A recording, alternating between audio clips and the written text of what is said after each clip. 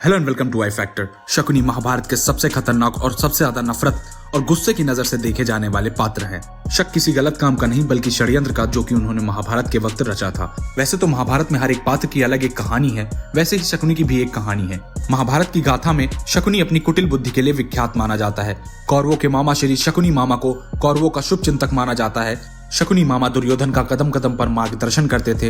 दुर्योधन भी मामा शकुनी की इच्छा के बगैर एक कदम नहीं उठाते थे। यह बात जहां गांधारी को खटकती थी, वहीं धृतराष्ट्र को भी कहीं न कहीं परेशान करती थी। शकुनी गांधार नरेश राजा सुबाल के पुत्र थे। शकुनी का जन्म गांधार के राजा सुबाल के राजप्रसाद में हुआ था। वह माता गांधारी का छोटा भाई था। वह जन्म से ही विलक्षण बुद्धि का स्वामी था, अतः राजा सुबाल को अत्यंत प्रिय था। कई छोटे छोटे राज्यों को मिलाकर आर्यना क्षेत्र बना था। इसी क्षेत्र में था गांधार राज्य। आज के उत्तर अफगानिस्तान को उस काल में गांधार कहा जाता था, जो कि कंबोज के पास था। गांधार राज्य में ही हिंदू कुश पर्वतमाला थी। कौरवों को छल व कपट की राह सिखाने वाले शकुनी उन्हें पांडवों का विनाश करने में हर क्षण मदद करते थे, लेकिन उनके मन में कौरवों के लिए केवल बदले की भावना थी। उस समय गांधार की राजकुमारी की चर्चा पूरे आर्यावर्त में थी। ऐसे में पितामह भीष्म ने धृतराष्ट्र का विवाह गांधार की राजकुमारी से कराने की सोची। पहले उन्होंने सोचा कि गांधारी का अपहरण करके लाया जाए, लेकिन अंबा और अंबालिका ने उन्हें ऐसा करने से मना कर दिया था। अतः पितामह भीष्म गांधार की राजसभा में धृतराष्ट्र का रिश्ता लेकर गए, लेकिन उन्हें मालूम था उनका प्रस्ताव ठुकरा दिया जाएगा। तब पितामह भीष्म ने क्रोधापूर्ण लहजे से कहा कि मैं तुम्हारे इस छोटे से साम्राज्य पर चढ़ाई करूंगा और इसे समाप्त कर दूंगा। अंततः राजा सुबाल को भीष्म के आगे झुकना पड़ा और अत्यंत क्षोभ के साथ उनको अपनी सुंदर पुत्री का विवाह अंधे राजकुमार धृतराष्ट्र के साथ करना पड़ा। गांधारी की खूबसूरती के साथ लोग उनकी आंखों को भी काफी खूबसूरत बताते थे। गांधारी ने दुख पूर्वक आजीवन अपनी आंखों पर पट्टी बांधे रखने की प्रतिज्ञा की। गांधारी से महाराज धृतराष्ट्र को 100 पुत्र की प्राप्ति हुई, जो कि आगे चलकर कौरवों के नाम से प्रसिद्ध हुए। हालांकि वो कौरव नहीं थे। माना जाता है कि गांधारी का विवाह महाराज धृतराष्ट्र से करने से पहले ज्योतिषियों ने सलाह दी थी कि गांधारी के पहले विवाह पर संकट है, अतः इसका विवाह पहले किसी और से कर दीजिए, फिर धृतराष्ट्र से करिए। इसके लिए ज्योतिषियों के कहने पर गांधारी का विवाह एक बकरे से करवाया गया। बाद में उस बकरे की बलि दे दी गई। कहा जाता है कि गांधारी को किसी प्रकार के प्रकोप से मुक्त करवाने के लिए ज्योतिषियों ने यह सुझाव दिया था। इस कारणवश गांधारी प्रतीक रूप से विधवा मान ली गई और बाद में उनका विवाह धृतराष्ट्र से कर दिया गया। गांधारी एक विधवा थी, यह सच्चाई बहुत समय तक कौरव पक्ष को पता नहीं चली।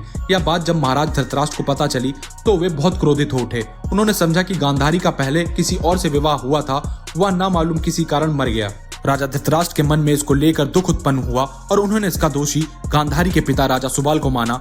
धृतराष्ट्र ने गांधारी के पिता राजा सुबाल को पूरे परिवार सहित कारागार में डाल दिया। कारागार में उन्हें खाने के लिए केवल एक व्यक्ति का भोजन दिया जाता था। केवल एक व्यक्ति के भोजन से भला सभी का पेट कैसे भरता? यह पूरे परिवार को भूखा मार देने की साजिश थी। फिर कारागार में ही राजा सुबाल ने अपने पुत्रों की परीक्षा ली। उन्होंने सोचा कि कौन हमारे वंश का बदला ले सकता है आगे चल के। तो राजा सुबाल ने एक हड्डी ली, एक धागा लिया और अपने पुत्रों से कहा, जो इस धागे को इस हड्डी से पार करा देगा, हम उसी बुद्धिमान व्यक्ति को एक वक्त का खाना देंगे जो आगे चलकर हमारे वंश का बदला ले सकेगा। इस परीक्षा में राजा सुबाल के सभी पुत्र शकुनी के आगे विफल रहे। शकुनी ने एक चींटी ली, उसके पीछे धागे को बांधा और चींटी ने धीरे धीरे हड्डी में से धागे को पार कर दिया। एक एक करके राजा सुबाल के सभी पुत्र मरने लगे। सब लोग अपने हिस्से का चावल शकुनी को देते थे ताकि वह जीवित रह के कौरवों का नाश कर सके। सुबाल ने अपने पुत्रों में से सबसे छोटे पुत्र शकुनी को प्रतिशोध लेने के लिए तैयार किया। मृत्यु के पहले सुबाल ने धृतराष्ट्र से शकुनी को छोड़ने की विनती की, जो धृतराष्ट्र ने मान ली और यह राजा धृतराष्ट्र की सबसे बड़ी गलती में से एक थी।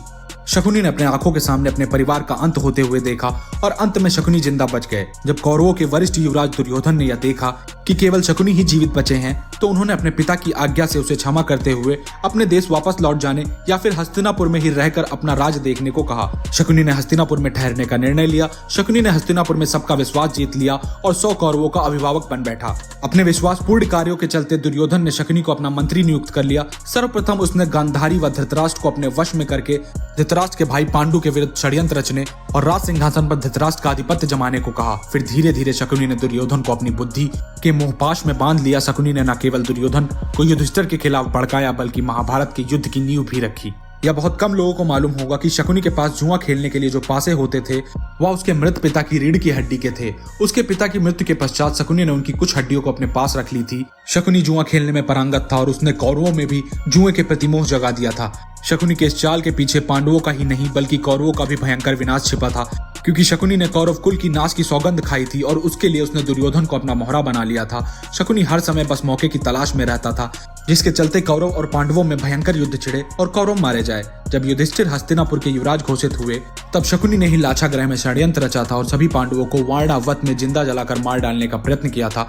शकुनी किसी भी तरह दुर्योधन को हस्तिनापुर का राजा बनते देखना चाहता था, ताकि उसका दुर्योधन पर मानसिक आधिपत्य रहे और वह इस मूर्ख दुर्योधन की सहायता से भीष्म और कुरुकुल का विनाश कर सके। अतः उसने ही पांडवों के प्रति दुर्योधन के मन में वैर भाव जगाया और उसे सत्ता का लोलुप बना दिया। शकुनी के कारण ही महाराज धृतराष्ट्र की ओर से पांडवों व कौरवों के बीच होने वाले विभाजन के बाद पांडवों को एक बंजर पड़ा क्षेत्र सौंपा गया था, लेकिन पांडवों ने अपनी मेहनत से उसे इंद्रप्रस्थ में बदल दिया था। युधिष्ठिर द्वारा किए गए राजसूय यज्ञ के दौरान ही दुर्योधन को यह नगरी देखने का मौका मिला था। महल में प्रवेश करने के बाद एक विशाल कक्ष में पानी की उस भूमि को दुर्योधन ने गलती से असल भूमि समझकर उस पर पैर रख दिया था और वह उस पानी पर गिर गया था। यह देख पांडवों की पत्नी द्रौपदी उस पर हंस पड़ी और कहा कि एक अंधे का पुत्र अंधा ही होता है। यह सुनने के बाद दुर्योधन बहुत क्रोधित हो उठा था। दुर्योधन के मन में चल रहे बदले की इस भावना को शकुनी ने ही हवा दी थी। इसी का फायदा उठाते हुए उसने पासों को खेलने की योजना बनाई, दुर्योधन को बताई और कहा, तुम इस खेल में उन्हें हराकर बदला ले सकते हो। खेल के जरिए पांडवों को मात देने के लिए शकुनी ने बड़े प्रेम भाव से सभी पांडु पुत्रों को खेलने के लिए आमंत्रित किया और फिर शुरू हुआ दुर्योधन व युधिष्ठिर के बीच में पासा फेंकने का खेल। शकुनी पैर से तो लंगड़ा था, पर चौसर अथवा धूत क्रीड़ा में अत्यंत प्रवीण था। उसकी चौसर की महारत अथवा उसका पासों का स्वामित्व ऐसा था कि वह जो चाहता था वे अंक पासों पर आते थे। एक तरह से उसने पासों को सिद्ध कर लिया था कि उसकी उंगलियों के घुमाव पर ही पासों पर अंक पूर्व निर्धारित थे। खेल की शुरुआत में पांडवों का उत्साह बढ़ाने के लिए शकुनी ने दुर्योधन को आरंभ में कुछ पारियों में जीत युधिष्ठिर के पक्ष में चले जाने को कहा, जिससे कि पांडवों में खेल के प्रति उत्साह उत्पन्न हो सके। धीरे धीरे खेल के उत्साह में युधिष्ठिर अपनी सारी दौलत व साम्राज्य जुए में हार गए। अंत में शकुनी ने युधिष्ठिर को सब एक शर्त पर वापस लौटा देने का वादा किया कि यदि वे अपने बाकी पांडव भाइयों व अपनी पत्नी द्रौपदी को दांव पर लगाए। मजबूर होकर युधिष्ठिर ने शकुनी की बात मान ली और वह ये पारी भी हार गए। इस खेल में पांडव व द्रौपदी का अपमान ही कुरुक्षेत्र के युद्ध का सबसे बड़ा कारण साबित हुआ। कुरुक्षेत्र के युद्ध में शकुनी ने दुर्योधन का साथ दिया था। शकुनी जितनी नफरत कौरवों से करता था उतनी ही पांडवों से, क्योंकि शकुनी और उसके परिवार को दोनों ओर से ही दुख मिला था। पांडवों को शकुनी ने अनेक कष्ट दिए, भीम ने इसे अनेक अवसरों पर परेशान किया। महाभारत युद्ध में सहदेव ने शकुनी का इसके पुत्र सहित वध कर दिया था। शकुनी ने वह किया जिसके लिए उसे जिंदा रखा गया था। अपने वंश का विनाश का बदला लेने के लिए ही उसे जिंदा रखा गया था और अंत में पांडवों द्वारा धृतराष्ट्र के एक भी पुत्र को नहीं बख्शा गया। शकुनी को कोई भी एक अच्छे इंसान के रूप में नहीं देखता, पर अंत में यह कहा जाता है कि शकुनी को स्वर्ग प्राप्त हुआ था, क्योंकि शकुनी ने अपने मकसद को पूरा करने के लिए अपनी जान भी दे दी थी। और जो कुछ भी शकुनी ने किया वो अपने परिवार एवं गांधारी के साथ हुए अन्याय के चलते ही किया। इतना ही नहीं, शकुनी के सम्मान में केरल में एक मंदिर भी बनाया गया था। धन्यवाद। वीडियो को लाइक करिए, चैनल को सब्सक्राइब करिए, जुड़े रहिए आई फैक्टर के साथ।